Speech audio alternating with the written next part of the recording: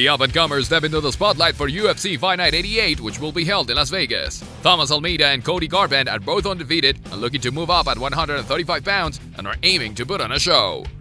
For the bantamweight bout of the night, Almeida, who's 21-0, has won performance of the night in his last 3 nights, and he now has 16 TKO KO wins under his belt.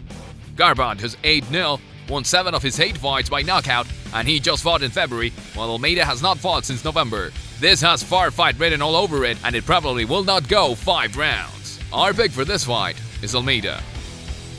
For the featherweight bout of the night, Barao, who's 33-3 and won a contest, has not fought since losing a rematch to TJ Dillashaw in July, which was after he lost a bantamweight belt in May 2014. Stephens, who's 24-12, has lost 3 of his last 4, and he's 4-3 since moving down from 155 pounds, although he missed weight in a win over Dennis Bermudez. This move for Barao seems to be permanent, and he needs to make a quick move in a division where no one knows what is going to happen. Our pick for this fight is Barao.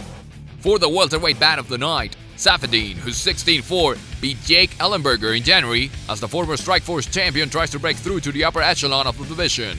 Story, who's 18-8, won 2 in a row, but he has not fought since October 2014, and that will be a problem as Saffiedine is ready to go. Story is tough, but Saffiedine will outpoint him. Our pick for this fight is Saffiedine. For the middleweight bout of the night, Camozzi, who's 23-10, is 2-1 in his 3rd UFC stint, and he has won 4 of his 5 overall. Miranda, who's 12-4, was a heavyweight, but is 3-0 since moving down to middleweight, and all 3 have been by TKO. He packs a lot of power in his striking, and Camozzi might be better off to try and get him to the mat. Our pick for this fight is Miranda. For the next welterweight bout of the night, Masvidal, who's 29-10, has split his last 4, but his 2 losses were via split decision, and many feel he beat Al Iaquinta last April. Larkin, who's 16-5 and won a contest, is coming off a split decision loss to Albert Tumarov in January. Both men are extremely tough and love to strike, and this is another fight that will not go the distance. Our pick for this fight is Masvidal.